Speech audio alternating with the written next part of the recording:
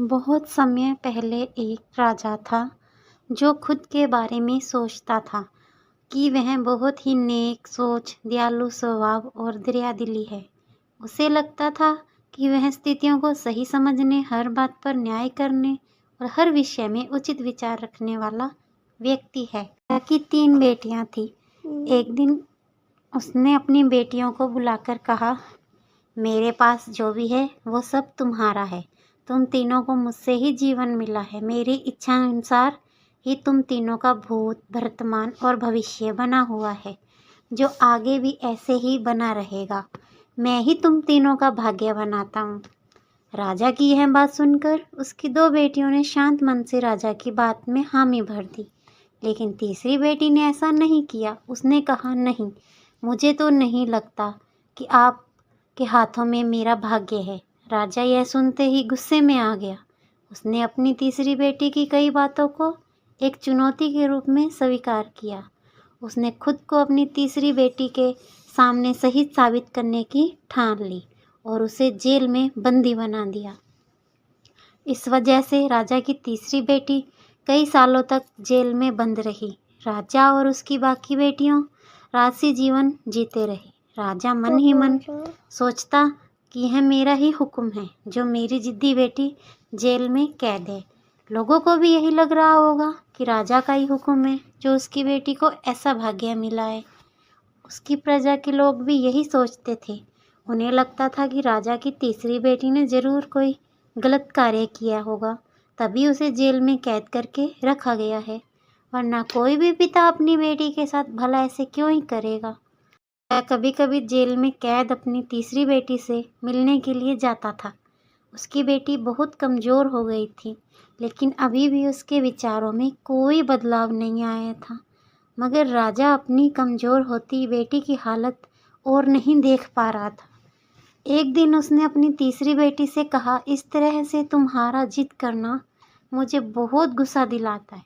अगर तुम इसी तरह मेरी आंखों के सामने रही तो गुस्से में मैं न जाने क्या कर बैठूंगा। मैं तुम्हें मौत की सज़ा भी दे सकता हूँ, लेकिन मैं एक अच्छे दिल का हूँ, इसलिए मैंने सोचा है कि तुम अब मेरे राज्य के पास के ही एक जंगल वाली ज़मीन पर जानवरों के साथ रहोगे। राजा ने आगे कहा, उस जंगल में सिर्फ उन्हीं लोगों को रखा जाता है जो मेरे आदेश का पालन नहीं करते।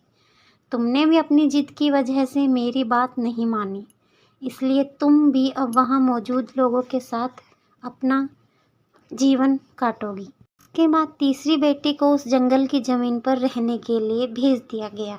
वहाँ वह फल और सब्जियाँ खाने और एक गुफा में रहने लगी। उसके पास पीने के लिए झरने का पानी और ठंड से बचने के लिए सिर्फ सूरज की धूप का ही सहारा था। वहाँ की खुली हवा में रहते हुए फल फूल खाते खाते वो जल्द ही पूरी तरह से स्वस्थ हो गई। उसने वहाँ पर खेती करना भी शुरू कर दिया। गुफा को उसने घर की तरह सजा लिया था और खुशी खुशी वहीं रहती थी।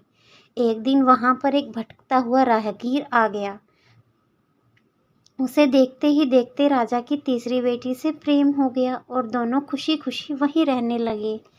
उस जंगल में उन दोनों के अलावा और भी कई लोग रहते थे, जिनकी मदद से उन्होंने उस जंगल को एक शहर के रूप में बदल दिया। कुछ ही सालों में राजा की तीसरी बेटी और वो राहगीर उस शहर के राजा रानी बन गए। अब उनके शहर की चर्चा दूर दूर तक होने लगी। जैसे ही इसकी जानकारी राजा को मिली, वह उस जंगल में सब कुछ देखने के लिए पहुंच गया। जब उसने वहां की राजगद्दी पर अपनी बेटी को बैठे देखा और साथ में एक खूबसूरत युवक को, तो उसके होश उड़ गए।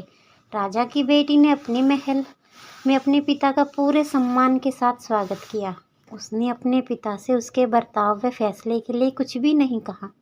जैसे ही राजा वहां बैठा तो उसे एक आवाज़ सुनाई देने लगी, जो कह रही थी कि हर इंसान स्वयं ही अपना भाग्य बनाता है, कोई अन्य इंसान किसी और का भाग्य नहीं बना सकता।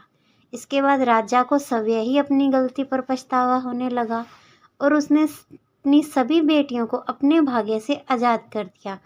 उसने अपनी तीनों बेटियों से कहा, भले ही तुम तीनों का भाग्य मेरे हाथों में है, लेकिन हर व्यक्ति खुद ही परिस्थितियों के अनुसार अपना भाग्य अच्छा व बुरा बना सकता है। कहानी से सीख। राजा और उसकी तीनों बेटियों की कहानी हमें यह सीख देती है कि कोई भी व्यक्ति किसी का भाग्य बना या बिगाड़ नहीं सकता।